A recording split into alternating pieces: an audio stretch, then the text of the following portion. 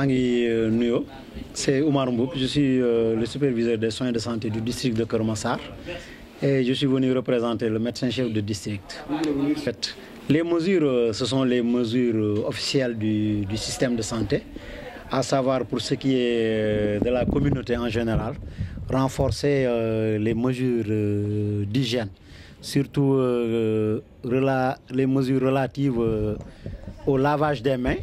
Parce que vous savez que c'est la main qu'on porte à la bouche, c'est la main qui nous sert, qu'on utilise pour nous moucher, c'est la main qu'on porte au niveau des yeux.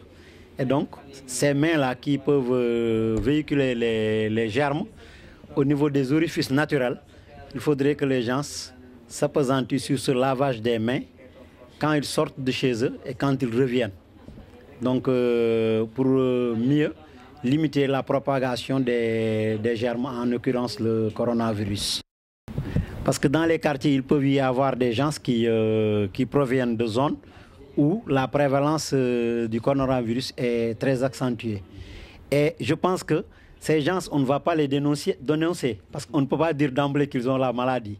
Mais c'est surtout demander aux populations, particulièrement les responsables, les délégués de quartier, de s'approcher de ces gens-là, de les sensibiliser, de s'informer sur leur enregistrement au niveau des zones d'entrée.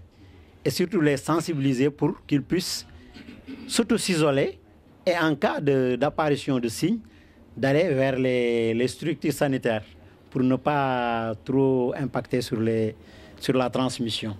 Mais encore, je précise qu'il ne s'agit pas de dénonciation, mais de les approcher, les sensibiliser pour qu'ils puissent se protéger et protéger leur famille s'ils reviennent de zones où la prévalence était très accentuée. Ces daara, je pense que le maire l'a tout de suite dit, et on y était, c'est qu'on les sensibilise par rapport à l'hygiène.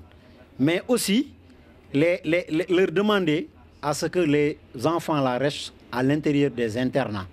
Pour ce qui est des daara où les dongos faisaient des vacations, je pense que là aussi, à travers le responsable, le président des daara, ils ont tenu leur réunion, on leur a demandé de retenir les enfants dans les daara. Ceux qui maintenant faisaient des vacations, donc qui quittaient leur domicile, qui venaient au niveau du daara et rentraient le soir, ces enfants-là vont devoir rester chez eux. Eux, ils ont tenu leur réunion, l'information est passée, et tous ces maîtres coraniques et les responsables des daara se sont engagés à respecter la mesure, à ce que les enfants restent chez eux, ceux qui sont dans les internats aussi, qui restent dans les internats pour qu'il n'y ait pas de va-et-vient au niveau de ces daara. Non, on est fin prêt. On est fin prêt. Hein. Je pense que le dispositif du système de santé est tel que, à tous les niveaux, même au niveau des postes de santé, les gens sont prêts à recevoir tous ceux qui sentent un signe quelconque parmi les signes qu'on a cités.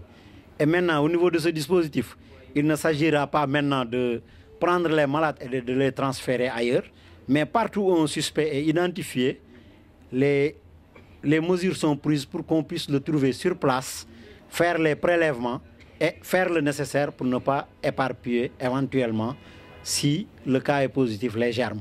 Donc ce ne seront pas des malades qu'on va déplacer d'un point de prestation à un autre, mais c'est les équipes qui vont se déplacer. Donc si quelqu'un voit des signes, d'emblée, il peut s'approcher de la structure sanitaire la plus proche.